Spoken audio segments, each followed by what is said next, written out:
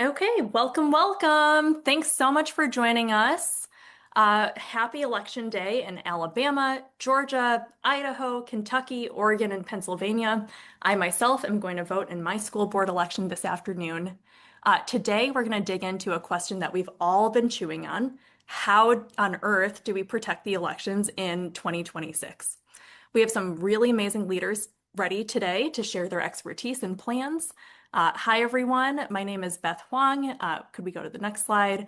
I'm the Director of Foundation Relations at the Movement Voter Fund. And now it'd be great for all of you to introduce yourselves. So let's go to the next slide. So please introduce yourself in the chat with your name, where you're calling in from, and how you are feeling about the midterm elections. And if you're feeling a little anxious, I too share your anxiety, but I'm also incredibly inspired by the folks standing up for democracy in Tennessee, Alabama, and across the South. So please do share your name, where you are, and how you're feeling about the elections. Again, this is a 100% nonpartisan call hosted by the Movement Voter Fund. Let's go to the next slide. So really, thank you for being here. I see the chat really popping off. I see many of our donors. Thank you so much for your support. It enables the Movement Voter Fund and our partners to do incredible work across the country. To our volunteers, thank you for building this amazing network of donors. Even see that there are watch parties for this Zoom call today. And to newcomers, welcome to the Movement Voter Fund. Thank you so much for joining us. Let's go to the next slide to share a bit about what the heck is the Movement Voter Fund. We act as a mutual fund for civic giving. That means that we raise money from funders and donors. We then vet hundreds of nonprofits that organize people and mobilize voters. And then we channel that funding towards the most impactful local organizing and movement building organizations across the country. Let's go to the next slide. One, you still can invite other folks. You can go to the Movement Voter Fund website, and there's a banner at the top that for this briefing. Yes, we are going to record this briefing, and we will send the recording and briefing in 1 to 2 days. If you do have questions, please put them in the Q&A feature in Zoom to ask your questions, and we have a whole team of responders who are ready to answer your questions. And after this briefing officially ends, we'll stay on for an additional 30 minutes to answer your burning questions. During our key speakers, we will pause the chat to minimize distractions. And then finally, you can find closed captions in your toolbar in Zoom. And so next, I'm really excited to introduce our founder and executive director of the Movement Voter Fund, Billy Wimsatt. Thank you, Beth. I'm going to be really fast because I want to hear from you and Christy and our guests. And our partners have been heroically organizing protests in the post-Kelly moment from Louisiana to Tennessee and with Mississippi and South Carolina coming this week. There was a huge protest this weekend in Selma. So many organizations in the South who are standing up against this atrocity, and we need to have their backs right now. And ultimately, we're going to need national legislation. But in the immediate term, what can we do about this? And all of the other threat scenarios that we're facing this election cycle. If we're not on the front lines, our job is to be what? The supply line for the movement, okay? And again, this is a nonpartisan call. So the good news is our partners are on it. They have mapped out and planned for every threat scenario. Huge gratitude to Black Voters Matter Fund, State Voices, Election Safeguard Response Network, and so many others. Rest assured, everyone is in intensive prep mode right now to address the entire spectrum of threats that we face. And I'm going to be provocative. There's no question whether we're going to have a lot of smart lawyers working on this. We're going to have smart lawyers. The real X factor in this election is whether we're going to have a mass movement, whether we can channel the massive civic energy from Minnesota and Tennessee and Selma at scale. And that is why MVF exists. That's why we're called the Movement Voter Fund. And there's an understandable obsession right now with election defense, election defense, election defense. Like we're so focused on buying travel insurance on our plane ticket that we forgot to buy the plane ticket, okay? We need election defense, but we also need historic levels of voter turnout because if a voter doesn't vote in the first place, there's nothing to defend. And we're in this incredible situation right now where there's so much energy. There's likely to be hundreds of thousands of well-intentioned people who are going to want to volunteer to defend the election. But what exactly are those people going to do? And the big question as a movement for us as organizers is what are we going to do with these hundreds of thousands of people who want to get involved? And the answer is we need to build new collaborative organizing structures to channel the hundreds of thousands of new volunteers into an integrated, wait for it, 5-phase big plan, which you're going to hear about soon. We need a both and. We need election defense and we need huge voter mobilization on a scale that we've frankly never seen before. How are we going to do that? We need a big plan.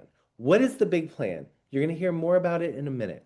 But for now, I'll say the big plan is a call to action for all of our partners to do the biggest, most collaborative 5-phase nonpartisan election plan ever.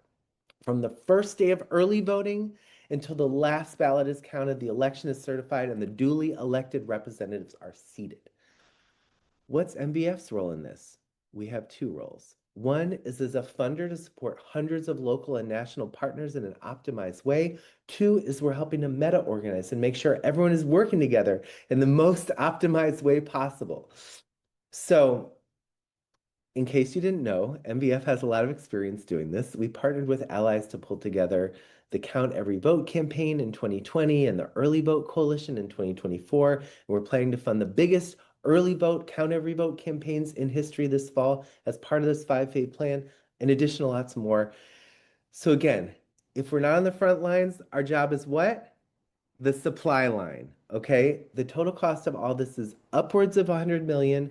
Our immediate goal is to raise and move something on the order of 12 million in the coming weeks for phase 1 and 2 to make sure our partners have a baseline level of support. And now I will pass it to my brilliant colleague, Christy Pascal, who's just an incredible longtime organizer and leader in the field. And we're so lucky to have you as our new National Civic Engagement Director. Christy?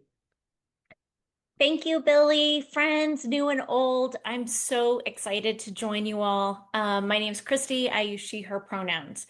I've been running organizing and electoral programs across the country for the past 20 years at both the state and the national level. And I have to say, this election cycle is different than anything I personally have seen before. We have to win massive turnout and we have to organize to make sure that we have free and fair elections. I've been thinking a lot as a Peace Corps volunteer about the swearing-in ceremony that I had. I swore to support and defend the Constitution against all enemies, foreign and domestic. Folks, that's the energy I'm asking you to bring. It's going to take every single one of us, right? We cannot leave it to the courts. We can't leave it to the lawyers. Everybody's got to get in the game, and we have to work for free and fair elections. Election sabotage is like a death by 1,000 cuts. It doesn't happen only on election day, it builds over time. We're dealing with widespread efforts to limit broad participation. For everyone joining from the South, I know you're saying, Christy, we have been seeing this movie for a long time, and I hear you. What's different now is that these attempts are in plain sight and these horrifying ideas are being test run over and over again around the country and replicated. I know you're following the news closely and I don't need to cover all these details. Just know I'm worried too. But that's why we've worked so hard on a big, bold plan for the movement so that way we can all work together to be bigger than the sum of our parts. We've been listening to organizers, we're learning from their analysis. And here's the thing, this is our goal. We want to encourage every American to get off the sideline of democracy and cast their ballots so we have a massive wave of turnout. Every vote is counted, elected officials certify elections, duly elected officials are sworn in and seated. We developed a 5-phase plan to defend these midterms in 2026 and to actually defend the democracy that we all want to live in the future. In each of the phases, we're coordinating with national and local partners focused on training and coordination, narrative development, voter mobilization, and mass mobilization. Folks, you are in for a treat because we have some amazing state leaders who are going to share in more detail exactly what this looks like. But first, I'm too excited. I have to share some of the amazing things that are going on in each of these phases, okay? So first, align the movement, this first phase. We're working super hard with state and national partners to make sure that we're sharing best practices and spreading them together so that we have the most impactful election program ever. And partners around the country are already getting started to cross-train ICE Watch teams so that they're ready to show up at the polls. Then in phase two, which is where we're about to shift into build early momentum, partners and youth are actually meeting with elected officials who are administering the election to make sure they're building relationships so that they have relationship today before crisis happens. And frankly, a lot of us are seeing these crazy things on the internet, right? It's so important to debunk the false information. That started now. Now, phase three is like what we traditionally think of as electoral cycles, right? That's get out the vote. And for me, one of the things I'm really thinking about is how important it is to focus on voting early and voting by mail. I'm imagining like joy at the polls and folks celebrating and going to the polls and building community. Can you imagine having early vote events every single day of early vote? Ah, it gives me chills. This is going to be one of the most exciting elections ever. And then, like phase four, this starts on an election night. Count every vote.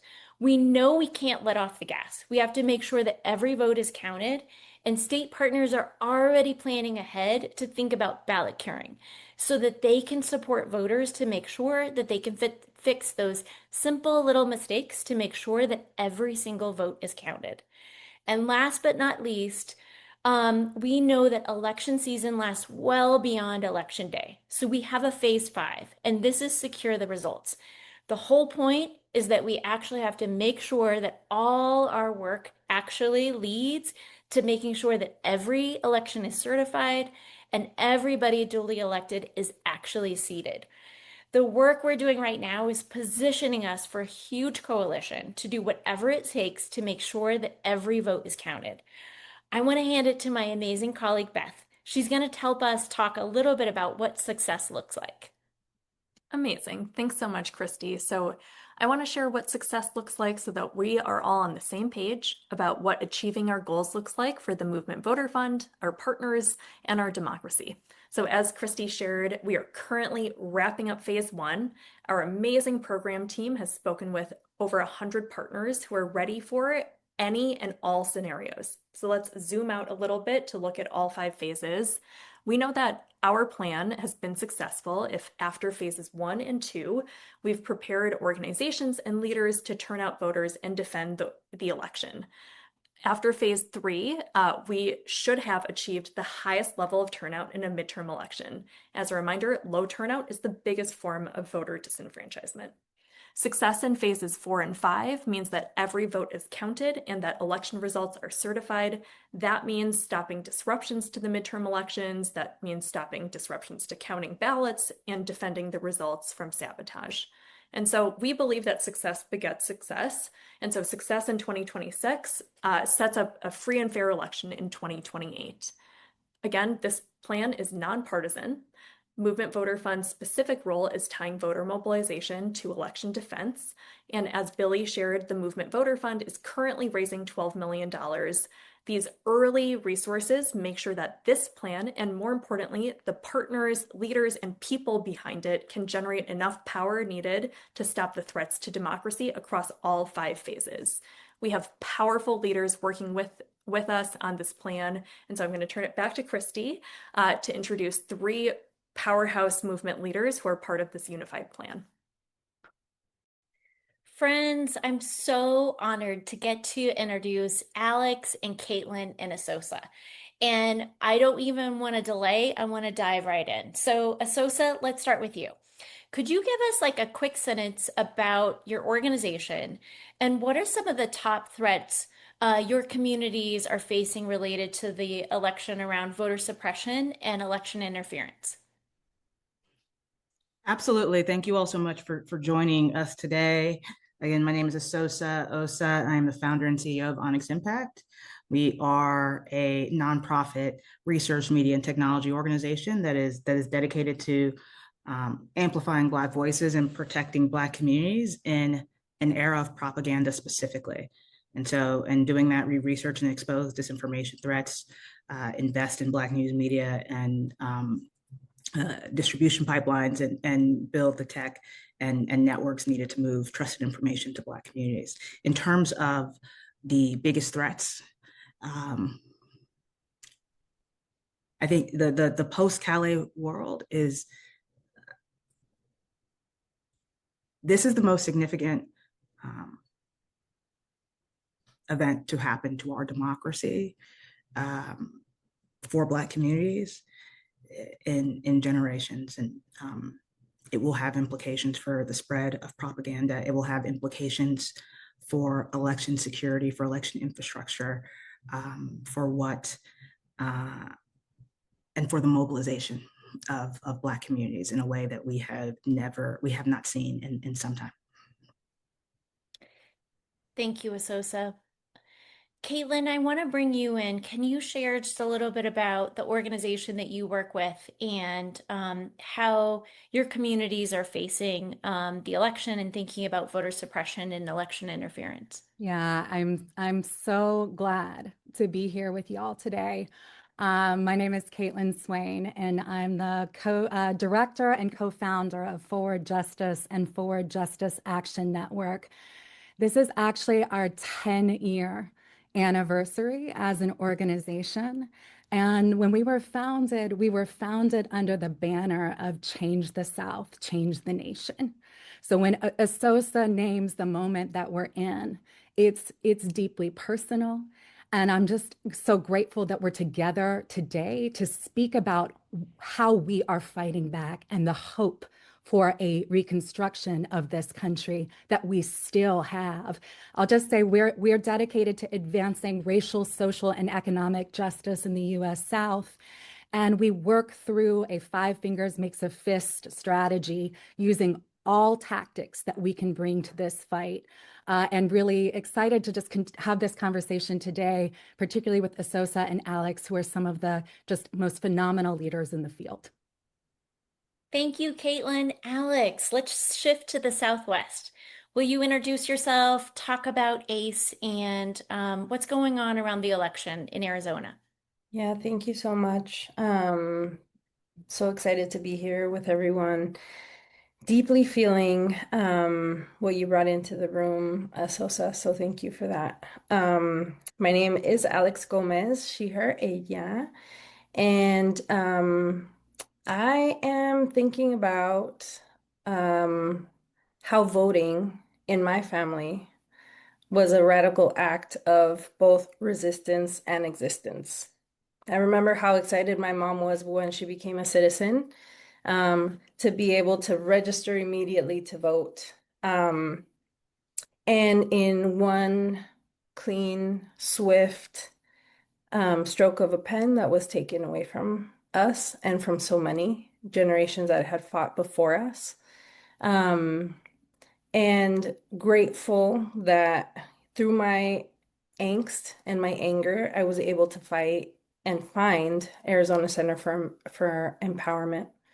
And in my time here, we just celebrated our quinceañera last year and celebrating now 16 years of hard work. But what we're centered and anchored in right now is our analysis that sees the link between immigration and scapegoating of immigrants, economic extraction, and democratic erosion. And I think right now for the center point of both this conversation and where we are at in history and in this authoritarian moment is we're seated amongst all of that. And for Arizona Center for Empowerment, we're a member-led social justice organization that organizes and mobilizes the multiracial working class to be able to strategically take ownership and responsibility of advancing economic, social, racial justice to build the Arizona we deserve. Thank you, Alex. Asosa, I know you were in Alabama this past weekend, and Onyx Impact is helping to make sense and make meaning of the moment with Black audiences. What should all of us be paying attention to? Absolutely. I think we should be paying attention to both the disinformation and propaganda being spread and the work of Black communities to rise up in this moment in particular. And so to be clear, as we all know, what the Supreme Court did, gutting the Voting Rights Act, the law that ended Jim Crow. This was not, Jim Crow did not end because of the goodness of people's hearts. It took rules, regulations, laws to stop. And so what the Supreme Court essentially said was that, well, after Shelby v. Holder, the spread between Black and white participation has grown and continued to grow every year. However, in the 2 elections prior to Shelby v. Holder, Black participation relative to white participation decreased. Those 2 elections were President Obama. And so they said that out of the 2 of the last 5 elections, 2 of the last 5 elections, Black participation relative to white participation had decreased. And therefore, there was no need for these policies. And we saw immediately Tennessee, Mississippi, Louisiana, Alabama show their stripes, show their true colors within hours, right? Not to specifically erase immediately Black congressional representation. We were talking about wiping out nearly 30% of the Congressional Black Caucus.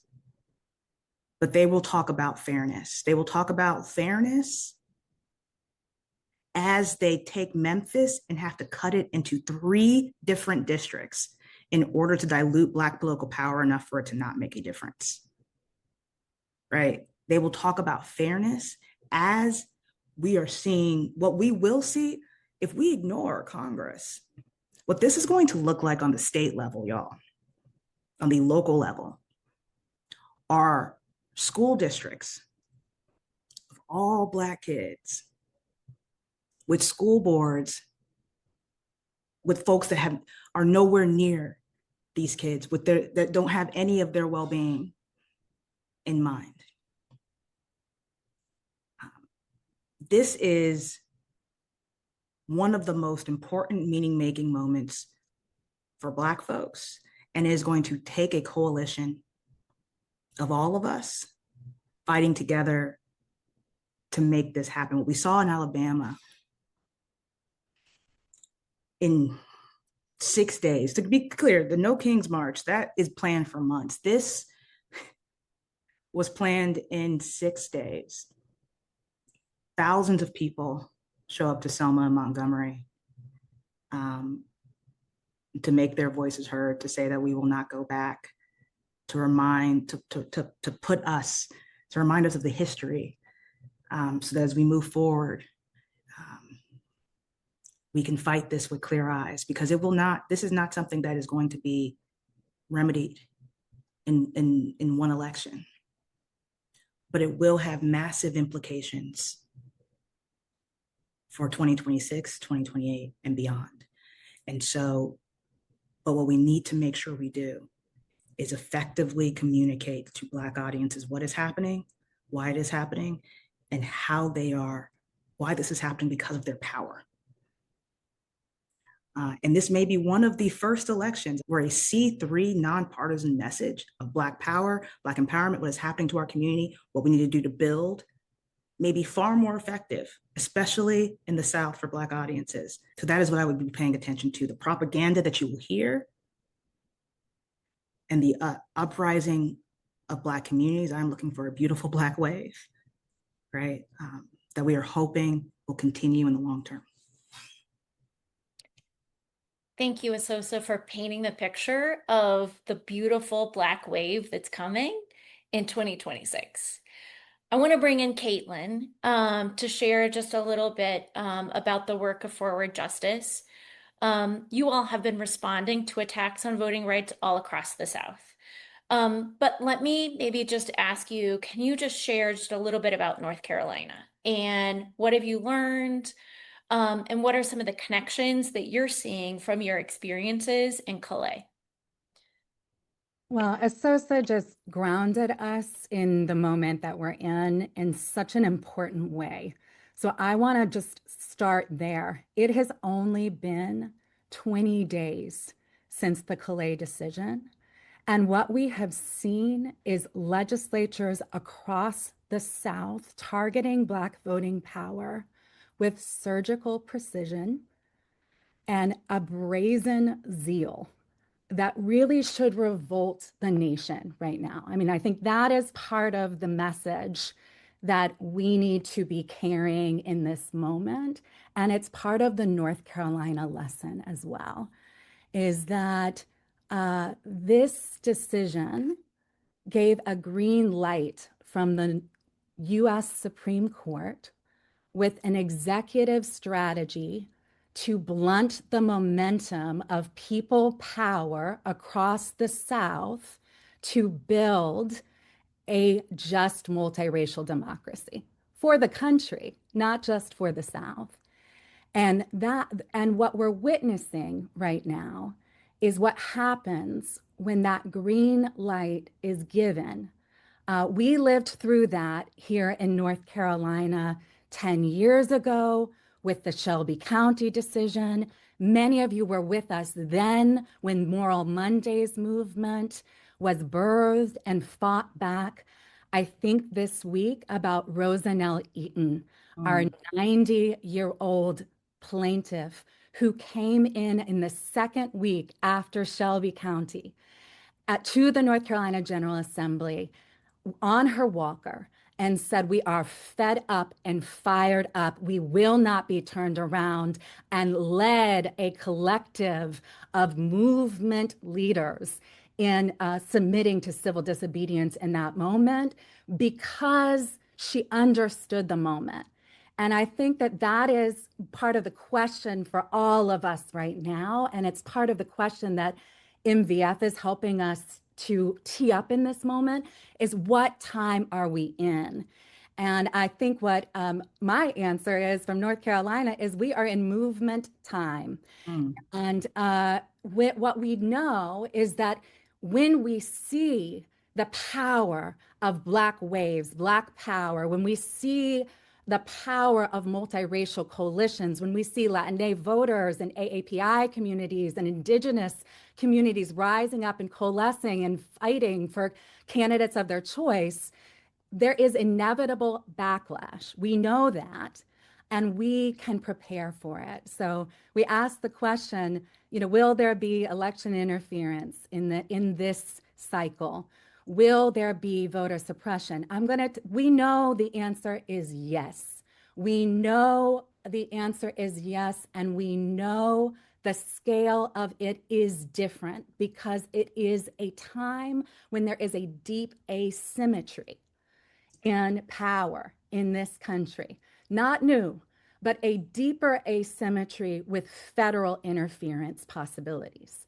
Right. And so what I want to lift up just like a little bit of hope from North Carolina is what it looks like when we rise up together with integrated, strategic, deep, long-term, forward-looking infrastructure that understands that we are here protecting people power, That is how we protect the Sorry, Caitlin. What kind of infrastructure? Just for the people in the Let back? me say it one more time, Asosa. As integrated, strategic, deep, long-term, forward-looking infrastructure. And that's the lesson of this resistance fight back that we've been in, not just for the last decade, but for so much longer. Our elders who are stepping out again right now and encouraging us to know that Goliath is no match for David. We have strategy and we know how to do it in an integrated way. So I just want to name this briefly, and then I can come back and sort of share some more later. But I think it is important to say that election protection without that is not about protecting people will not build movement power. So we understand that we are in a year-round fight. That's right. And it is really practical. It's practical work. It's local at the county by county level. It's about deep voter education. It's about legislative harm reduction, state voting rights acts, strategic litigation, defensive and offensive, ballot cure and absentee ballot support programs, disability access support, election. I'm just naming all the people who it takes to make this happen. Election board monitoring and trainings, volunteer management, poll monitoring training programs, the threat prioritization that Alex, the incredible work that everybody's doing for stress tested triage protocols, for multilingual voter hotlines, canvas monitoring, and vote certification, strategic communication campaigns. But what this really is organized people power. That is what it really is. It's organized people power stepping in to become a voting rights act for this country when the executive and the Supreme Court has conceded that realm, conceded it. The people cannot concede it. And I think that, we are poised in North Carolina and across the South in a way that I think we have to recognize that the infrastructure is deep. It is here. We have been preparing, and this is a solidarity moment. It is a question of a solidarity investment in the power of the people who have been standing up and fighting back. And I'll just, close saying that we know that we are not fighting alongside movement leaders who are looking to fight for the democracy that has been. That's right. We are fighting within movements that are dreaming of the democracy that has yet to be but must be. And it's that spirit that we know is going to carry us through this endurance marathon that Esosa has named. It is not just this cycle. It is going to be in each of these next following elections. It's going to be how we stay in solidarity that's going to make the difference. So I'll close there, and I can talk more about the certification issues later if you want me to, Christy, but I think that that's a good place to close out. Oh, Caitlin, you got us fired up. Like the people are rising up. And this is not for like a couple months, right? But this is for a generation. And Alex, I know you know about this. You're busy building people power in Arizona and have seen not just attacks in 26, but really decades of attacks on immigrant communities across Arizona. How are you responding to what's happening right now and preparing for what's to come? Thank you, Caitlin. You got me fired up. Um, we just to give a backdrop of what has been happening in Arizona and the backdrop that authoritarians love spectacle. And so that's what we have been seeing. And an exhaustion of people, both people's imagination to keep people in fear and paralysis and in freeze mode, but also people have decided that coming together and exercising linked fate with one another is actually the way out of this. And so we're seeing this like incredible wave of people pushing back through the No Kings, pushing back at a local level with all of these terrible policies that we're seeing. And in Arizona, we have been voting at historic levels. The other thing that we saw is now Erica Kirk coming and praying with our legislators. And so the spectacle was a constant theme, culminating in a moment where the legislature decided this was the first in the nation to put forward a bill, ICE at the polls. And so the backdrop is that in Arizona, we have been organizing against authoritarians for the past 15 years. That was where the fight in Arizona was born out of. And because of voting and because of voter expansion work, we were able to shift the conditions and the power in various political arenas in the state. And so now Arizona is a completely different state, and we're seeing this backlash. So then now, what are we doing? We are trying to amplify a spirit of fear in Arizona so that voters feel that there is an impending doom that is coming through ICE at the polls. And the people dissented, and the people said not in Arizona. And so we were able to pack the, like, not only the main chamber, but we had to have an overflow room where the people were able to defeat this bill.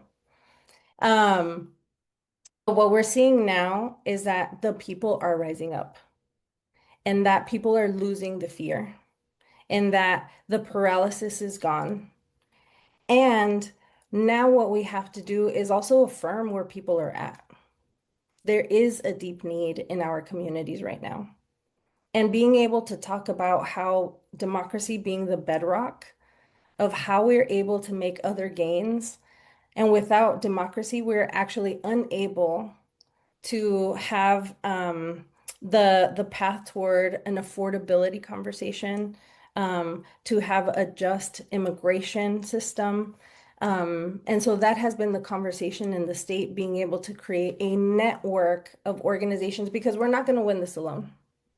And so in Arizona, we're creating nerve centers of coalitions so that we can actually build the strategy that is going to help us advance when there's a significant threat that is here. And so we're preparing ourselves for vigilantes at the polls. We're preparing ourselves for the mis and disinformation.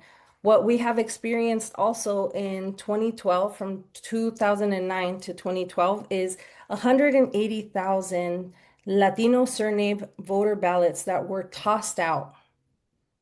So the actual ballot process has been rigged in the past.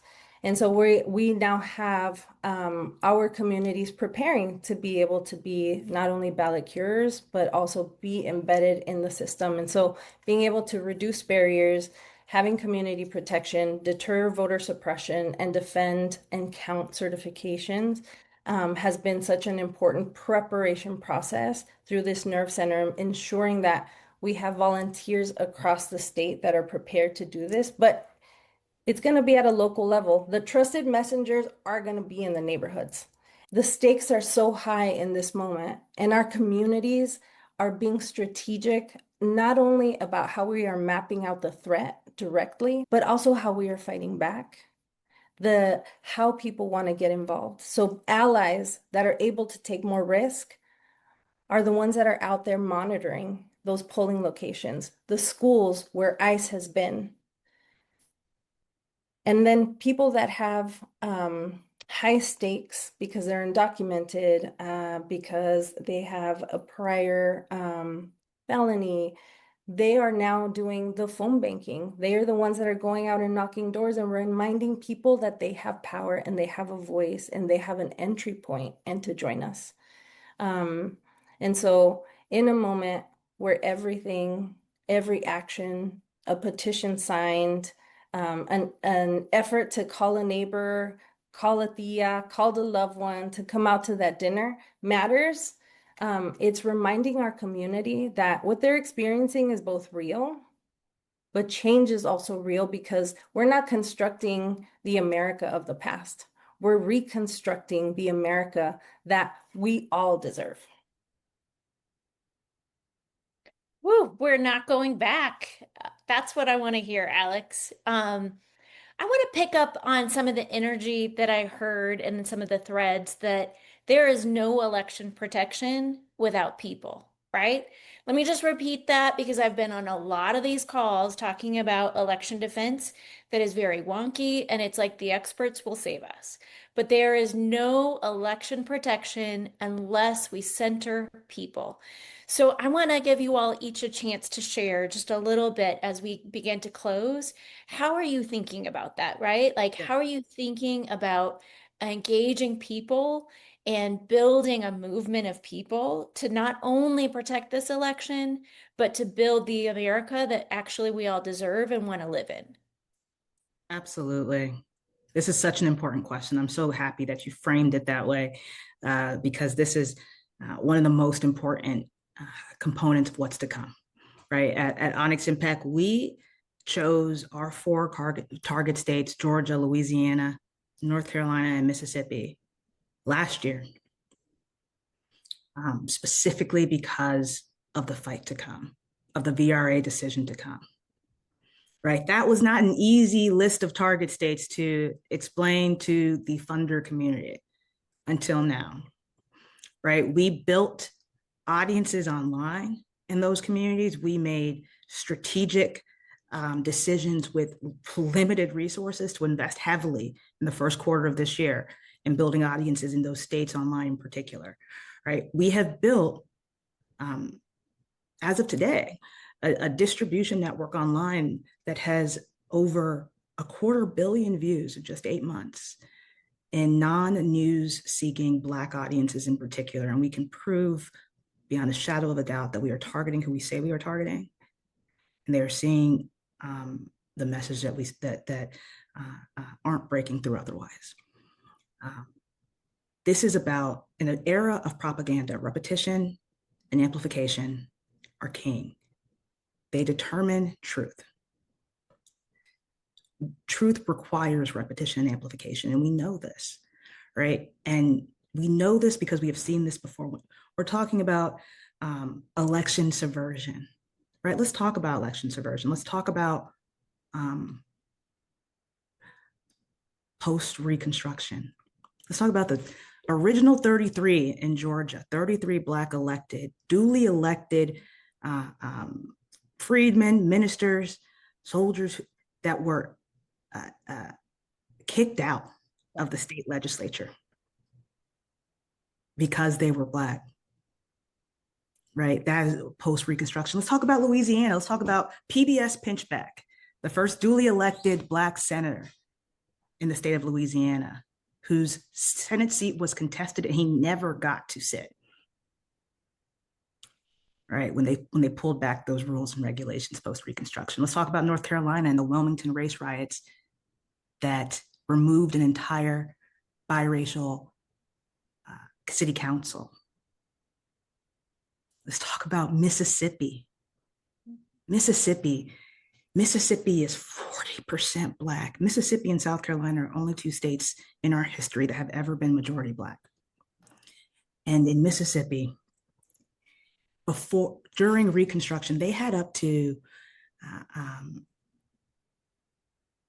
225 Black office holders elected, 2 US senators, a congressman, speaker of the House, lieutenant governor, secretary of state, superintendent of education.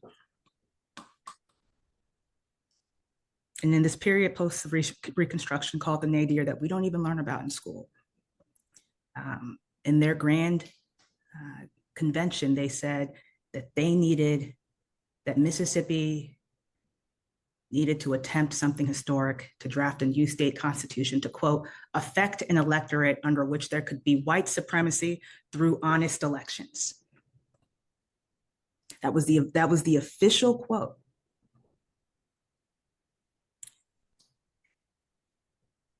What does election protection look like in this moment? Let me give you, Mississippi is a perfect example. 1.4 million votes cast in 2024 in Mississippi. Of that, 411,000 were Black folks. There are 700,000 Black registered voters in Mississippi. We are not talking about registering one additional person, although we should each and every time, right? What will happen if we see this beautiful Black wave? If people anticipate this beautiful Black wave? Are we ready to inoculate that, to protect Black voters heading into that election, to make sure that they are receiving constant, nonstop, know your rights messaging, empowerment messaging, right? Here's what to do if they change your polling location. Here's what to do if they say that you aren't allowed to vote. Here's what they do. Here's who you can call. Here's how we have your back. Are we prepared for what could happen on election day? What could happen post-election? All of those are fundamental, right? And are we prepared for, as Caitlin said, what fighting really means? Are we prepared to fight for the truth? You know, Medgar Evers and the NAACP filed lawsuits across Mississippi through the 50s and 60s that they knew they were going to lose because it was establishing a precedent. Fannie Lou Hamer and the Mississippi Democratic Party, right, continued to challenge all white Mississippi delegations over and over and over and over again because they knew that that testimony was going to be used to create the new Voting Rights Act, the next Voting Rights Act, right? Charles Hamilton, Thurgood Marshall, how long were they filing cases? Were they organizing folks? Were they building a record? Were they fighting for truth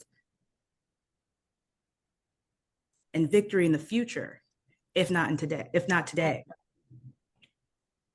That is what we need to be prepared to do, right? We need to be prepared for what fighting looks like under an authoritarian regime. That is what Onyx Impact is here to do. That is what all of our programs were built for this moment, for these messages, and to help us affect what a democracy should look like. Caitlin and Alex, we have a couple minutes left. I'm going to go fast behind that because this is a moment to just underscore. So I want to say this. This is a time where we are not going to pre-concede. We are going to use every tool that we have. Right. On the same day that the Calais decision came down, Forward Justice filed our appeal to the Fourth Circuit, arguing that it is intentional racial discrimination that undergirded the photo voter ID law in this state, and we're continuing that appeal. We're not going to stop, but we are going to make sure that every action that we are taking serves movement. And I think this is the crux of this moment. The crux of this moment is saying, is there a place for me in the fight to preserve our democracy? The answer to that has to be yes. The answer to that has to be yes. And the infrastructure that we build has to answer that. As Alex said, the people are answering yes. The people are saying, yes, we're in. We are standing up. We are becoming the Fourth Amendment out in Minneapolis. We're becoming it here in Durham. We're becoming it in Charlotte, in Memphis. We're becoming the Voting Rights Act. There is so much work being done that is about creating a fear, confusion, division, and memory loss of what we have all done together. And that's part of what North Carolina, I think, and what Forward Justice is seeking to do, from building out lessons from this state and across the South to share immediately with other folks who are trying to meet this moment in the right way, is we know that these margins are razor thin. Isosa spoke to some of the margins. In this state, 734 votes. That was the margin in the North Carolina Supreme Court race out of 5.5 million votes in the fight that didn't get certified. Y'all remember, because you stood with us, many of you, until 1 year ago this month.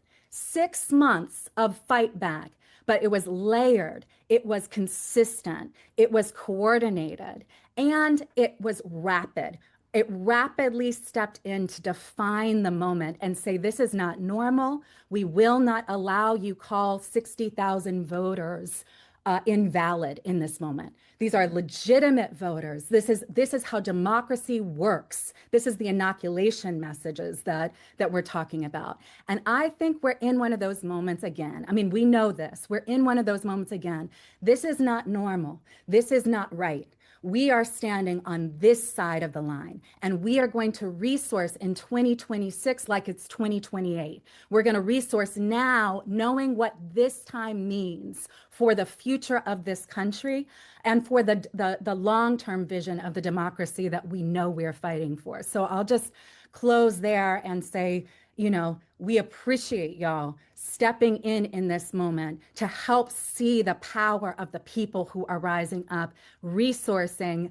I love the pipeline idea of, how are we moving resources to the people who are brilliantly standing up in this moment to teach us what it looks like to practice democracy. Great. Alex. Okie doke. I think for me, what comes to mind is that we have to be ready to no longer fight last year's battles. We're in a battle anew now, and that means that people are ready to build something because they know what we're living in currently doesn't work. And so I think of our member who's 67, and she was at our asamblea. And when we were talking about how hard it is for her to live right now, she raised her hand. She said that she has 3 jobs. She's 67. Her husband is disabled, and they're about to lose their home that they have been living in for all of their life. And that ain't right. But she takes time from her day to be able to continue practicing democracy. So she's giving it all that she has. She believes in a brighter future, in something new, where the rich won't have everything and it will be redistributed again. Where she has possibility, but she has time to be with her loved ones. And so the question is, will we be ready to give it all? When we're tired, when we're scared, when we feel we have nothing left in us. And then after we make it through November, are we still willing to give it all? Because this isn't going anywhere. What this administration, what these people have cemented will continue. And that means that we need to maintain the practice of democracy, of democratizing, of being together in motion. And so we need not only for the now, but we need the feet, we need the hands, and we need the heart from people through next year, beyond 28 and into 29 and into 30. So I hope I can count on you to continue with me because my members need you. I'm in. And if you want to know how you can support people-centered election protection, I'm going to hand it to my colleague Beth to walk you through how to take those steps. Amazing. Thank you, Asosa. Thank you, Caitlin. Thank you, Alex. Thank you for the work that you do each and every day to practice democracy. This is a high stakes moment. And not just to defend the old political system that has not been serving our people, but to win the democracy, as Caitlin shared, that is yet to be and must be. We have an infrastructure to reach people where they are, online and off, to make sure that people vote, that every vote is counted, and that our elections are certified. And in this infrastructure, organizers are the front line. And the Movement Voter Fund is the supply line. Giving in the spring sets up the supply lines for the fall. And so we're raising $12 million now to make sure that all 5 phases, our full infrastructure is successful. The link to give is in the chat, and you also can reach out to your donor advisor at the Movement Voter Fund. Please make your biggest contribution this year through the Movement Voter Fund, our partners, or we can be honest brokers to any part of the plan that excites you. And so please give early. It is all of our jobs to protect this election. And so thank you so much for joining us. We encourage you to stay for the Movement Voter Fund office hours to answer any of your burning questions. And so now we are officially ending the briefing and moving into Q&A. And so this Q&A is a great time to ask your burning, nonpartisan questions about what you heard on the call, our broader strategy. You can use the raise hand feature or share in the chat. Please be concise. And if you have a PSA or a shameless plug, please put that in the chat. And so with that, our Q&A session is beginning. And so feel free to drop your questions in the chat or use the raise hand feature.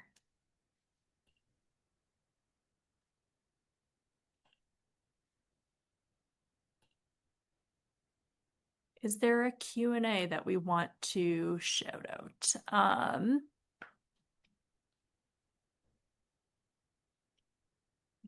Beth, there's a question from David Loeb. Oh, amazing. Is David's hand raised or?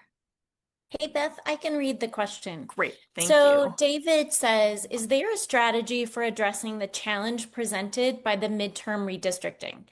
Question, is the main action to try to undo the new maps through the courts? Christy, do you want to take the first round of answering this question, and then happy to send this over to you, Asosa or Caitlin or? Yeah, so the first thing that I would say is I am so proud of the ways that voters in Tennessee showed up. I don't know if y'all know, but several times the proceedings had to be stopped because it was so loud in the Capitol. So when there are these massive power grabs to disenfranchise voters, I'm excited that the fight is showing up and people are showing up at the Capitol and making sure that the power grabs are not going unheard. I'm going to hand it to Caitlin and Asosa because you all have a front row seat in what is happening right now around redistricting in the South. Go ahead, Caitlin. I can go after.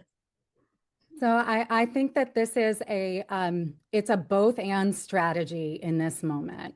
There is the continued strategy of litigating all across the South to determine, can we reduce the harm? Where can we reduce the harm in these racialized gerrymanders, which is what they are? And how can we ensure that those efforts, as we are filing those lawsuits, how are they building the narrative power of the movements all across the South that are fighting back? So that is one. It is one important continued part of the fight.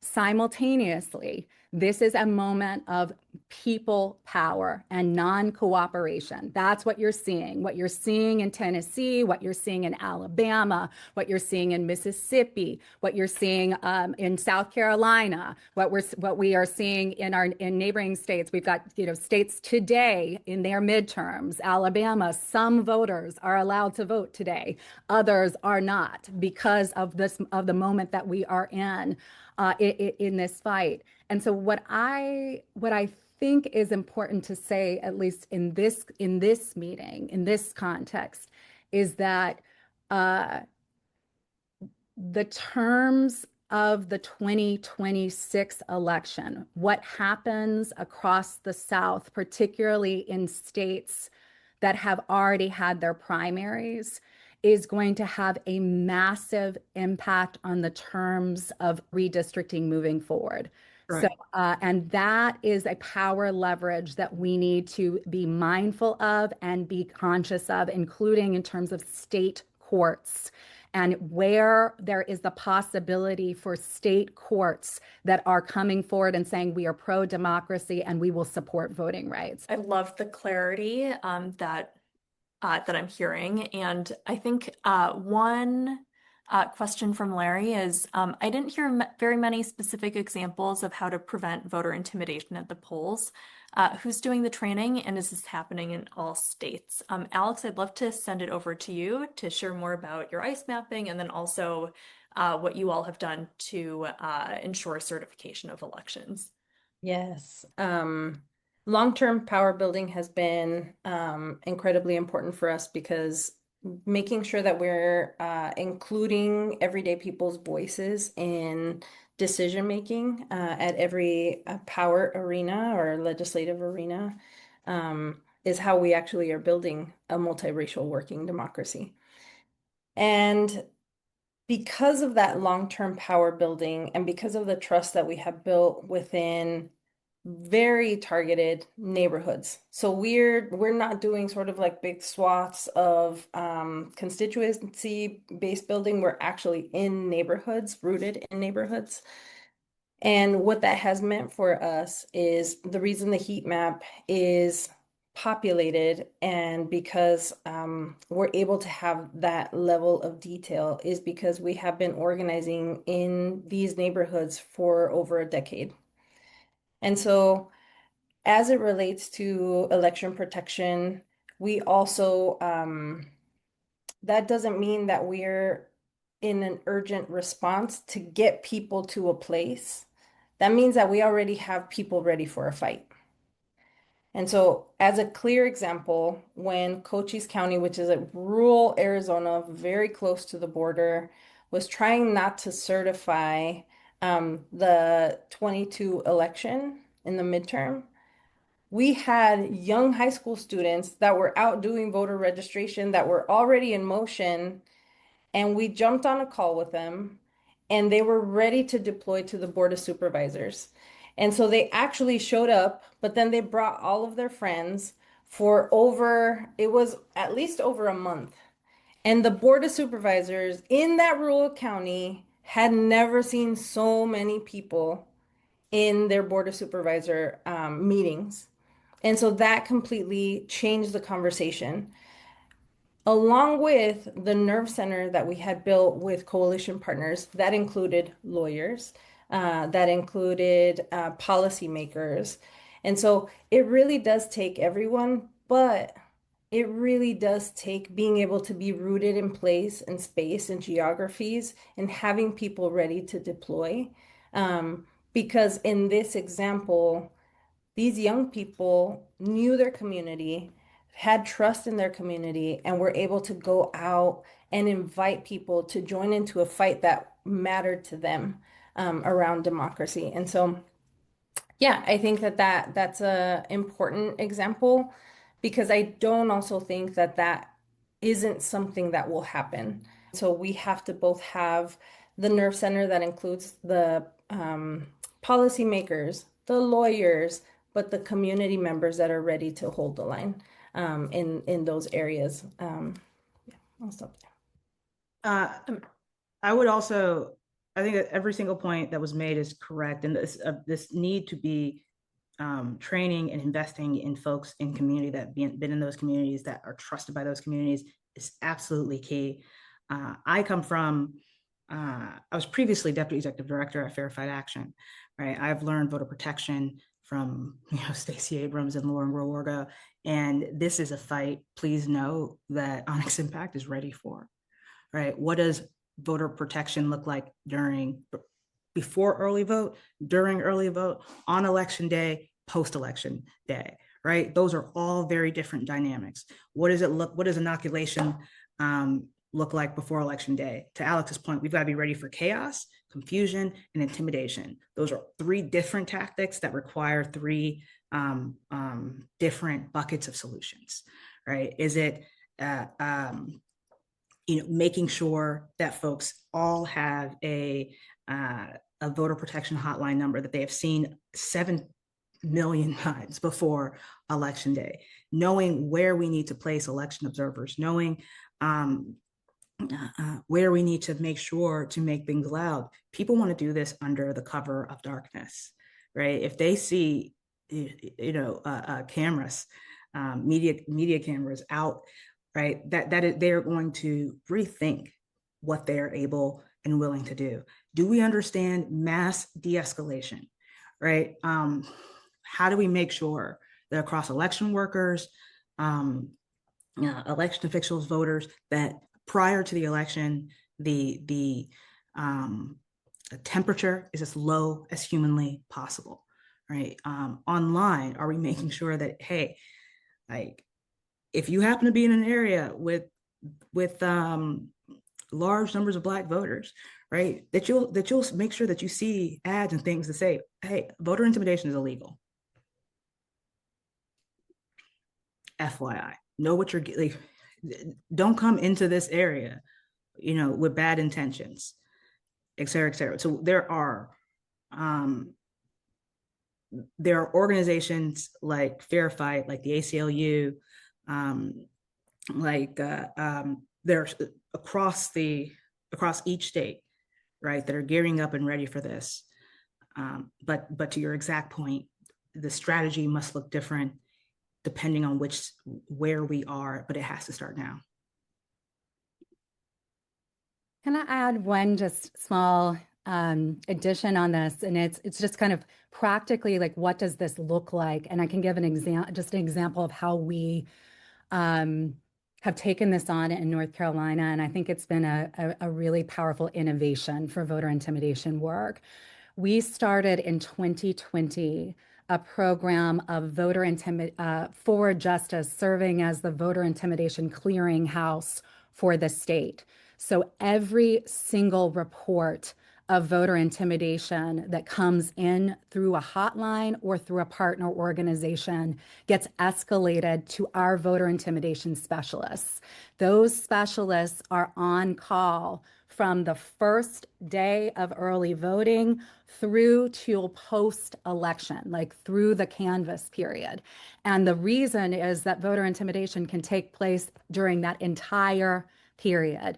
We know that there's early warning signs that we can intervene in. And in our state, we're talking about 17 days of early voting. We try to fight for clarity as early as possible that gets out the messages that ASOSA's raising. It's cease and desist conspiracies to intimidate voters right at the top of early voting. And then I think another piece of this is it goes to Alex's point about understanding that we're fighting in this time, not the last election, this election, is that the voter intimidation specialists that we're training in this cycle have different areas of expertise. We need people with immigrant rights expertise. We need people with nonprofit general counsel expertise. We need people who have the civil rights expertise, and we are training together, not separately, so that we can be thinking about where we may need to bring in regional support or national support if we are taking specific advocacy routes to address federal issues or state issues. And it is connected to strategies that start long before the general election, including in, to ASOSA's point,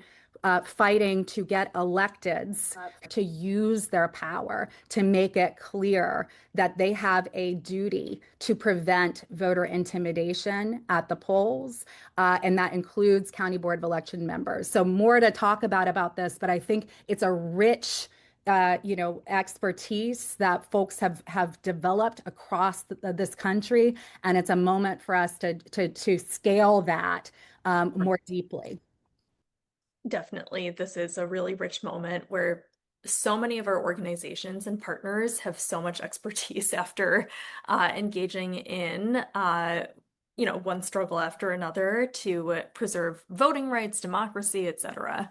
I think there are two or three questions that are asking something pretty similar. Is there a freedom fighters like movement that I can join to put my feet in the street? Similarly, I see a question that of I'm in San Francisco but willing to travel anywhere.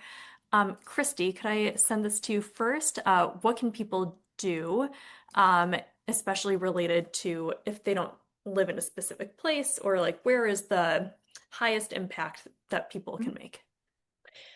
That is such a great question, and I love it because I feel like the what's underneath that is, yeah, put me in. Like, coach, I want to be a part of this. Like, put me in the fight.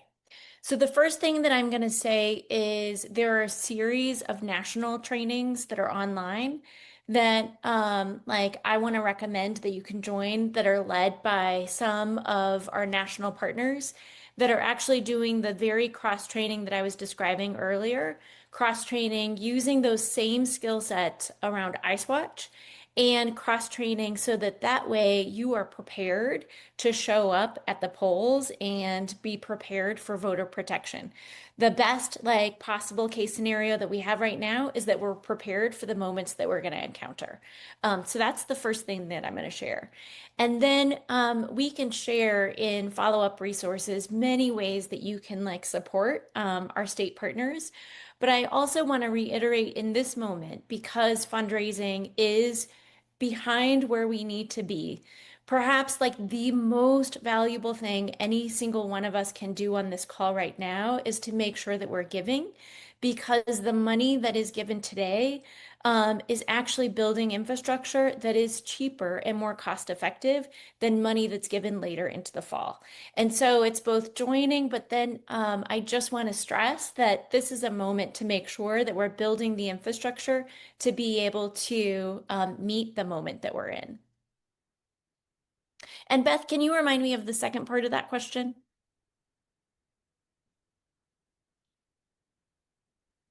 I am muted. We are 6 years after the pandemic started, and here we are. I think the question was, is there a freedom fighters movement that I can join to put my feet in the streets?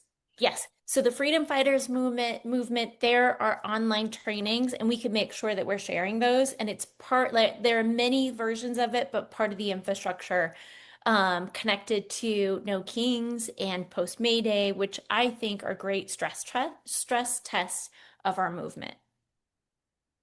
And I saw a couple other questions. Do you want to help prompt us, Beth, where we should go Yeah, next? definitely. So we've got a question. Are we prepared to direct people to do pre-election protection matters, such as fighting against the shutting down of the postal system or postal service? And then, so we can start there, and then also, could you speak to the question above about the options of demanding gerrymandering be reversed or building multiracial alliances?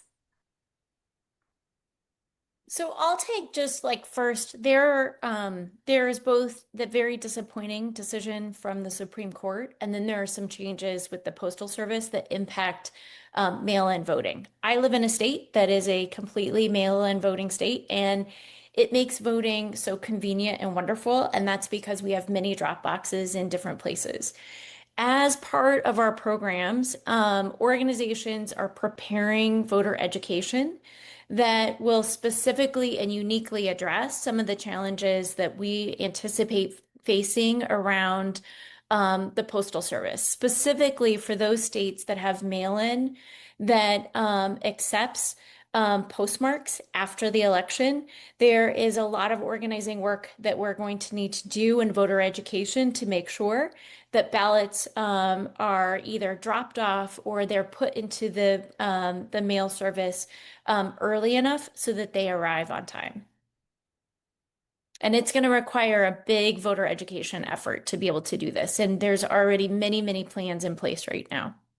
Definitely. Okay, I'm seeing Dayspring's question I from would someone else, also, I think. Oh, go ahead, please do. yeah, I would also say that in a lot of southern we're very used from COVID, like a lot of like absentee voting, vote by mail, what have you. In a lot of these southern states, like it's not like whether they have early voting is even of any type is the question. Some of these states, it is election day. And that is you got one shot, right? Which both makes uh, every additional voter you can get to vote so much bigger, and it makes voter suppression efforts so much more effective because it is only one day. So, but you know, for those states, for those voter protection hotlines that may need volunteers and what have you, please be on the lookout for those opportunities as well. But we've got to have voter protection strategies for all the different types of states.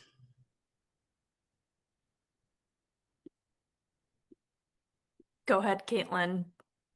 I see you chomping at the bit. Well, I just want to say I think this is important for just the strategy of this time is that power building groups with members year round who are on the ground building trust, resourcing those groups, the organized power groups, is how you have mass response to pre-election fights that are coordinated with law, policy, strategy up and down the ballot. Without that the investment in organized power building groups year round, the kind of rapid response that we need to be able to stand up is not it is not possible. So I just really want to emphasize the power of that component of the plan here, and that kind of education that we're doing in this moment is those organized power bases is how you change. It is how we get wins in And the pre-election period. to Caitlin's point, what it looks like when you don't do that, like we knew we needed a massive investment in Black audience building in southern states at the very beginning of this year. We did not have the budget to do that. We took a significant risk in uh, investing in that program because there was no one else that was going to be able to build these audiences, right? And that made it so that for many months I could do nothing each and every day but fundraise to make sure that my organization was in a good place. You know, we are out of that day-to-day situation now, but resources are, we still have, like we all have, I'm sure, massive budget gaps, but this system, the broader progressive apparatus is just not set up yet for folks to understand the need for year-long investing. These groups do not want to be only in these communities a month before the election, but so often that is where we put their budgets. They have no other choice.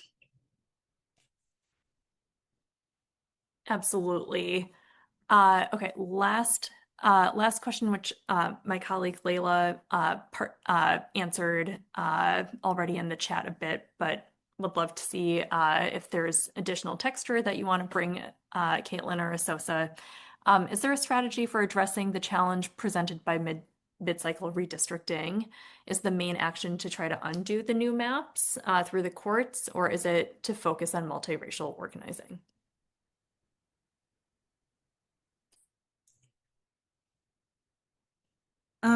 I think we may have answered that one in the beginning. Sorry. So no worries. My answer is the same. Okay. Layla's answer is great too. And like this has been a part of, there's long-term strategy for fair maps fights that we're building from. We're not throwing everything out in this moment. And I do think that this focus on understanding state legislative power battles across the South is critical. It is state-based strategy in this moment that is going to help determine. And we also I guess I just want to say one thing that I think everyone here knows, but it may be important to just say it, is the idea that we can tell voters that you can outvote these gerrymanders without structurally really transforming what we are doing to support voters in this moment at the federal, state, and local level is a lie that will result in a false blaming of voters who have done everything that they can in this moment. And we don't want to repeat that cycle. That is a cycle It's a what, Caitlin? that is a demoralizing cycle, Asosa, and we know that it will not it will not transform power if we fall into that trap. So that's part of the strategic moment as well. That argument festering in political insider circles, backroom conversations is why we did not pass the Freedom to Vote Act or the John Lewis Voting Rights Act. Because after Black voters went through a decathlon to successfully turn out, the conversation was, well, won't they just outvote it again? That's right. Through COVID, Absolutely. wearing PPE, carrying newborn babies, standing in line. That was the answer that we gave. So that conversation amongst progressives is the reason we don't have the Freedom to Vote Act, the John Lewis Voting Rights Act. That's the reason why in Selma, in Montgomery on Saturday, I got to have a conversation with a lady named Bernice who was 80 odd years old, wearing a wonderful vote dress, talking about how she was involved in this movement in the 60s and how she has to be involved in this movement again. Bernice was fired up. She did not want to sit in the ADA section. She stood in the front in all of that heat. She passed out. They had to have an ambulance come and take her out from the very front of the crowd. And when she finally came back to, she put up a fist and said, I'm going to keep fighting. She had to do that because, again, of these types of perpetual conversations, of the fact that we do not understand what it means to have a 1960s coalition, that we are still doing the education necessary to understand how to invest in that coalition and how to invest in the future. Absolutely. So let us carry on the spirit of Bernice. I really just want to shout out Sharon's question about I'm summing this up. This is like incredible work, and people want to know that their contributions will lead to real positive change. How do we get that message out there? We are sending out this briefing recording, the slides. There is going to be a blog post. We have a volunteer fundraising program for this reason. So thank you for joining us. Please share this with your friends, families, colleagues, advisors, whoever. And so please get in touch with us. Please get in touch with the advisors of the Movement Voter Fund. We have an incredible network of donors and supporters and funders. Please support the work that Asosa, Caitlin, and Alex are doing. And thanks for joining us and staying on for 90 minutes after the full 90 minutes. Thank you so much for joining us. Really, and I want to reiterate what my colleague Christy shared. The earlier that the supply lines are resourced, the faster we can get the money out to the front lines in the field, and the more impactful and cost-effective their work is. So please get in touch with us. Thank you for joining us. Thank you for staying on 90 minutes into the call, and we will see you soon. Thank you all. Thank you so much.